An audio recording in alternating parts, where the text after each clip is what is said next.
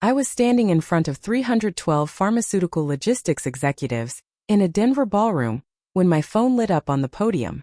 Mid-sentence. Slide 21 of 26 glowing on the screen behind me. The room had gone quiet except for my own voice, explaining why a $47 million cold chain distribution network in the Southeast was structurally guaranteed to hemorrhage money within 14 months. The notification sat on my lock screen like a grenade with the pin already gone. Your return flight has been canceled. You're resourceful. Figure it out. I read it twice. Then a second message landed underneath it. Hotel checkout is tomorrow at 11. Corporate card has been deactivated. Good luck. 1,800 miles from home. No flight. No hotel past morning. No company card.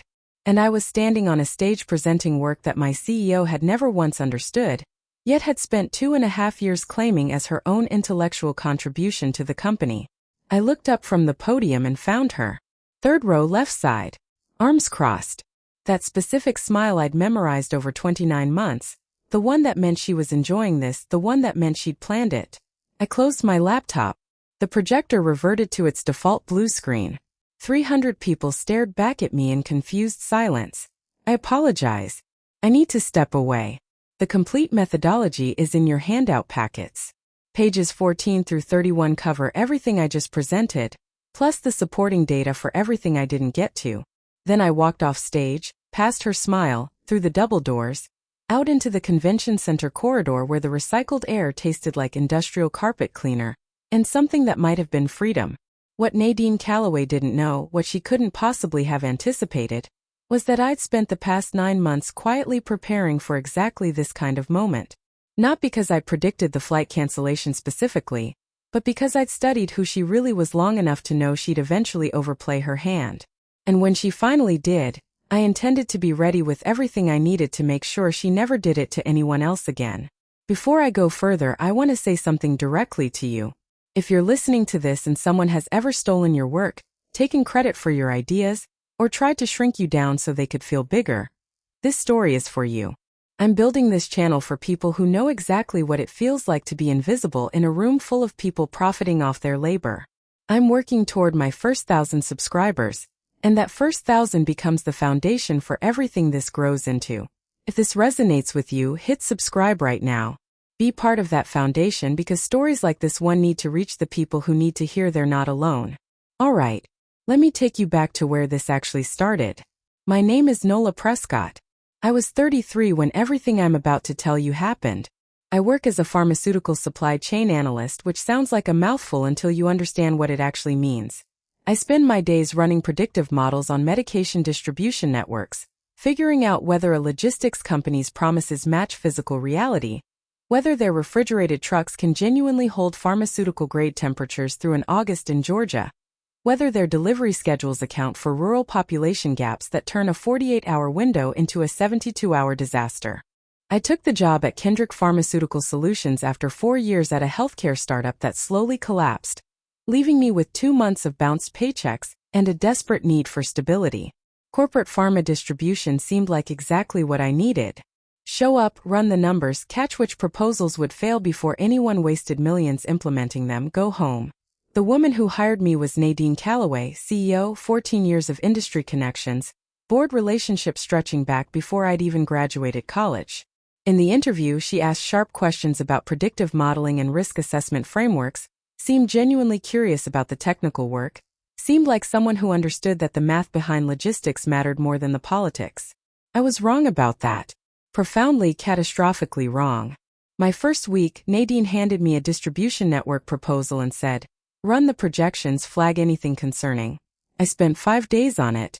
The logistics firm had built their entire cold chain timeline on temperature assumptions that violated basic thermodynamics.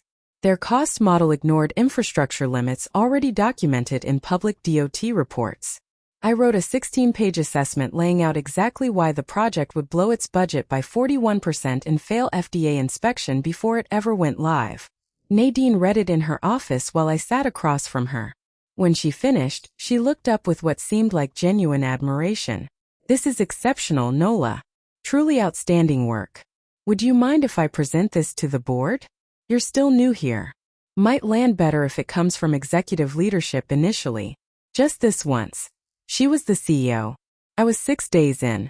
Seemed reasonable. Felt like mentorship. She presented every word of it as her own analysis. The board rejected the proposal based on her presentation. A different distributor completed the contract under budget. Nadine got profiled in a trade publication for her, quote, rigorous analytical approach to supply chain risk management. I got nothing, no acknowledgement, no mention, not even a thank you email. I told myself it was fine, just learning the ropes, understanding office dynamics, being patient. Then it happened again. And again. And again. The pattern crystallized over months like frost forming on glass. I'd spend weeks modeling risk variables for cold chain logistics, medication storage facilities, regional distribution hub viability. I'd write comprehensive assessments that explained not just whether something would fail, but exactly how the failure would cascade through timelines and budgets and regulatory compliance. Nadine would read them, praise my thoroughness, then present them in board meetings I was never invited to. My analysis. Her name. Every single time. But something started building that Nadine never saw coming. Regional operations directors started reaching out to me directly. Not officially, just quiet questions about proposals they were reviewing. Nadine says this logistics partner is solid, but something feels off about their capacity numbers. You worked on this assessment, right? A senior operations director named Grace Alderman called about a Midwest expansion project 7 months into my time there. I'd flagged critical problems in the distributor's fleet capacity math. Their model assumed uniform delivery density across a region with dense urban centers and rural gaps stretching past 80 miles. Medication would expire in transit. I'd written 24 pages laying out exactly why. That's not what Nadine told the board, Grace said. After I'd walked her through my actual findings, she presented a 4-page summary saying it was approvable with minor schedule adjustments. Grace, I recommended outright rejection at the current specifications. Long silence on the line. I never saw your recommendation. Just hers. After that call I started digging. Reached out to operations directors on other projects I'd assessed. Same pattern every single time. Nadine was presenting condensed versions of my work that often directly contradicted my actual conclusions. When I recommended rejection, she softened it into approvable with modifications. When I flagged a major risk, she relabeled it minor concerns requiring monitoring.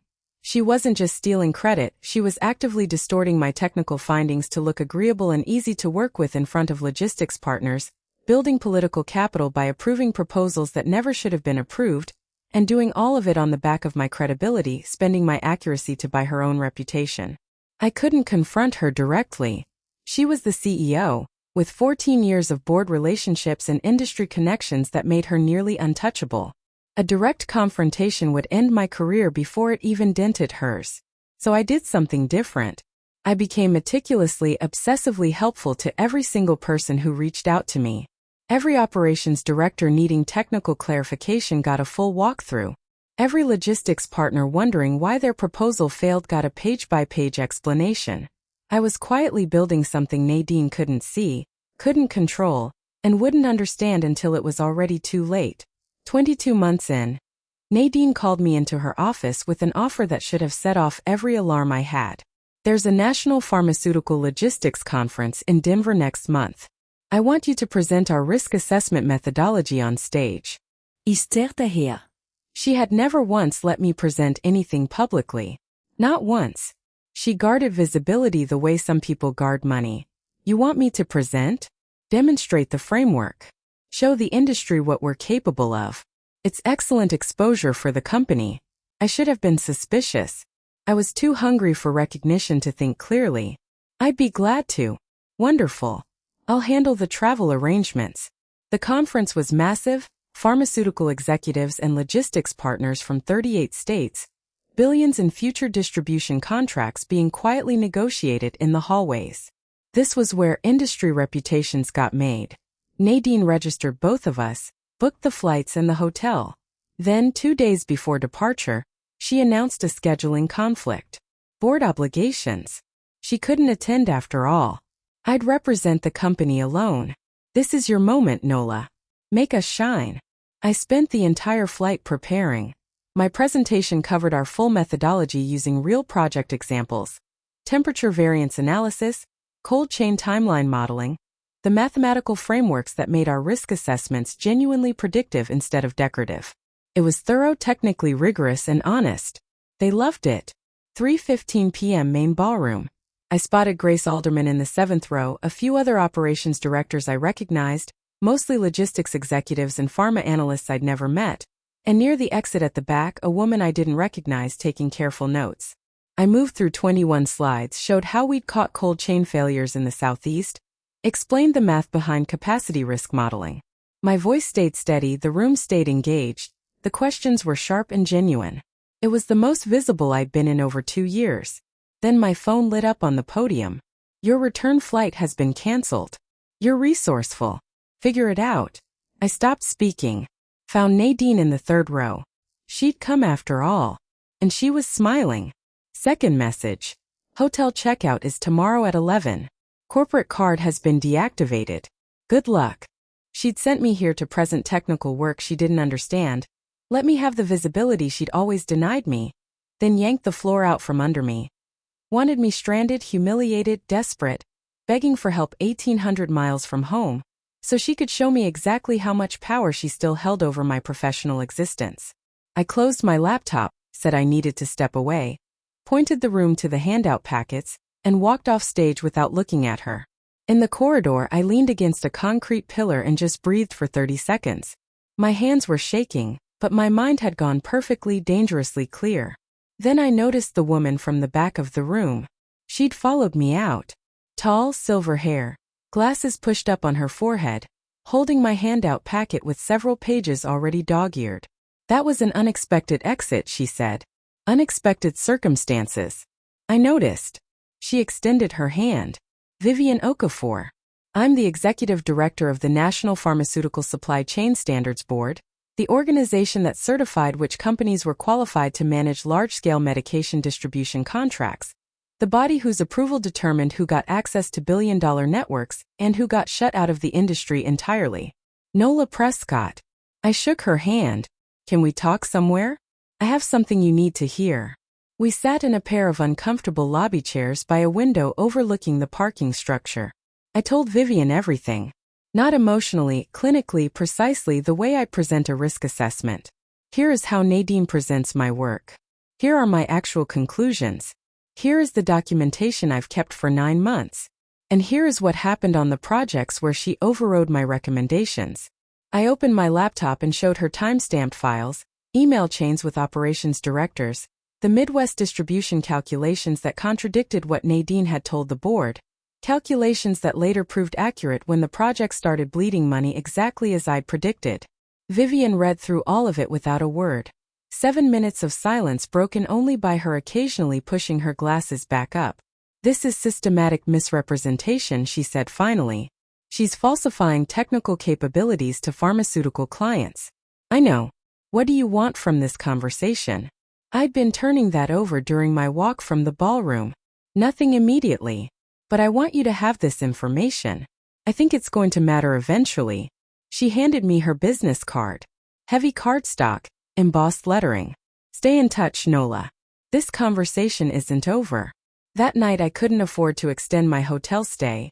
Nadine had booked the cheapest non-refundable rate, and the conference rate was $340 a night. I called Grace Alderman, who laughed and said her roommate had canceled last minute. I could take the spare bed. Grace's remaining roommate was an operations director named Terrence, from a Philadelphia distribution company.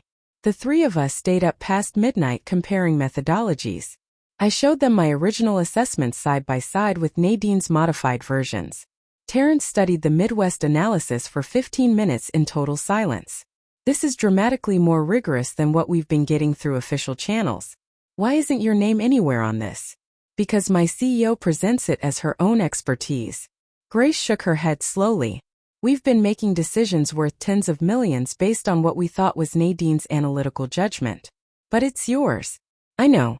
You need to go independent, Terrence said. Companies would hire you directly. I don't have executive credentials. You have 2 years of accurate predictions that saved companies millions. That's worth more than any title. The idea planted itself deep. I caught a shuttle to the airport and slept on terminal chairs waiting for standby seats, finally making it home 41 hours after walking off that stage. Exhausted, furious, and strangely impossibly calm. Monday morning, I discovered Nadine had relocated my office while I was gone. My old workspace on the 4th floor, near the operations team, now belonged to a new hire. My files sat in banker's boxes down in the basement corridor. My new office had no windows, fluorescent lights that buzzed constantly, and a faint smell of cleaning chemicals that never fully went away. How was Denver? Nadine smiled as I passed her in the hallway. Productive. Wonderful. I'm reorganizing departmental workflow. You'll be working from the lower level going forward. Better for focused analytical work. Fewer distractions. Translation buried. Out of sight. Cut off from the operations directors whose trust I'd spent months building. Understood, I said. Then I carried my boxes downstairs and started building my exit in absolute silence. 9 months of groundwork meant I could become strategically invisible in a way that made me quietly indispensable to everyone except Nadine. Every logistics partner who called for technical clarification got a detailed, honest explanation with follow-up documentation carrying my name. Every operations director confused about a rejected proposal got walked through the math, page by page. I wasn't building relationships for Nadine anymore. I was building them for myself, one honest answer at a time. Nadine couldn't see any of it happening because I was in the basement out of her sightline below her notice, exactly where she'd put me, which turned out to be exactly where I needed to be. For months after Denver, Grace called with news that made everything accelerate. That Midwest distribution expansion you flagged, the one Nadine approved over your recommendation, it's failing. Exactly the way you predicted. Rural delivery gaps are causing medication temperature excursions. The company's looking at $4.1 million in losses and possible federal compliance violations. I'm sorry to hear that. Nadine's blaming the logistics partner. Says they deviated from the approved specifications. Did they? No. They built exactly what they proposed. Nadine just approved it after stripping your warnings out of the assessment. Do you have your original analysis? No, only Nadine's summary, the one that called it minimal risk. I sent Grace my original 24-page assessment within 10 minutes, the one documenting the capacity problem, the population distribution data, the pharmaceutical stability thresholds, the calculations showing precisely why medication would degrade along those rural corridors. The version Nadine had condensed into 3 paragraphs after stripping out every technical warning. Grace went quiet after reading it. When she finally spoke, her voice carried a different weight. I'm sharing this with the board. That's your decision. This isn't about credit anymore, Nola. She misrepresented technical risk to this board. We made multi-million-dollar commitments based on falsified information. That's not politics. That's fraud. 3 weeks later, the board of directors issued a formal request. Every original assessment I produced over 29 months, unmodified, complete with calculations, notes, and methodology documentation. I sent all of it. 93 assessments, hundreds of pages, every risk I'd identified, every recommendation I'd made, every conclusion Nadine had altered before presenting it as her own expert judgment. The investigation ran 6 weeks. I wasn't invited to participate, wasn't asked to testify, but Grace kept me updated through careful calls where she picked her words like someone aware the conversation might get reviewed later. The results were devastating. 17 major projects approved over 29 months. I'd recommended rejection or significant modification on 12 of them. Nadine had overridden 9 of those recommendations. 6 were now hitting exactly the problems I predicted. The company faced $13.8 million in additional costs because Nadine had systematically misrepresented technical risk to preserve industry relationships. She'd been approving proposals to look collaborative, building political capital as the reasonable CEO who worked well with logistics partners. And she was funding that reputation with my technical accuracy, spending my credibility like currency she never planned to repay. 5 months after I sent those original assessments, Vivian Okafor called me on a Wednesday afternoon. I've been thinking about our conversation in Denver, about assessment integrity in pharmaceutical distribution. All right, we're implementing new certification requirements. Every company managing major medication distribution contracts needs certified risk assessors. Not the company name on letterhead, the actual human beings performing the technical analysis. My hand tightened around the phone. I want you on the certification review board. You'd evaluate whether assessors genuinely understand the work they're claiming credit for. Part-time initially, 3 days a month. I'm not executive level, Vivian. You're the most technically competent analyst I've encountered in 20 years. You do actual risk assessment, not political summarization dressed up as expertise. That's exactly what this board needs. I accepted. The pay was modest, but it came with something money couldn't buy: legitimacy, backed by the organization that decided who got access to billion-dollar distribution networks. 8 months later, the new certification requirements took effect. Every pharmaceutical distribution company in the country had to submit assessor credentials for review. Not their proposals, their people. The individuals actually claiming technical expertise had to prove they possessed it. The application demanded methodology documentation, sample work with calculations, demonstrated competency in risk assessment frameworks. It was designed to separate people who understood the work from people who merely performed understanding it. Nadine's company submitted on schedule. She listed herself as lead technical assessor, primary analyst on every major project from the past 3 years. She attached excerpts from my Milwaukee cold chain analysis, passages from my Midwest distribution assessment, sections lifted straight out of my Denver conference presentation, all submitted as evidence of her own methodology. Her application landed on my review docket 4 weeks later. I should have recused myself. Instead, I flagged the conflict of interest to Vivian, who assembled an independent verification panel but kept me on as the primary reviewer. You're the only person who knows the technical history here. We need your initial assessment. The independent panel verifies everything afterward. This is about competency, not personal grievance. I reviewed Nadine's submission that evening. It was impressive: sophisticated framework, thorough methodology, accurate calculations. All of it mine. Every word written in that basement office while she collected the recognition upstairs. The certification required an in-person technical demonstration, live problem-solving, proof that the person claiming expertise could actually perform the work they described. Nadine walked in confident, in professional attire, wearing that familiar smile. She thought this was a formality. Walk us through how you evaluated capacity risk on the Midwest distribution project, I said, voice-neutral, clinical. She explained the framework perfectly. My framework. Memorize structure, polish delivery. Now demonstrate the actual calculation. How did you model medication expiration risk for rural delivery corridors? The smile tightened. I'd need to reference the original assessment for those specific values. You wrote the methodology. You shouldn't need references for your own work. I focus on strategic oversight. My team handles detailed calculations. Your application lists you as primary technical assessor, not a supervisor.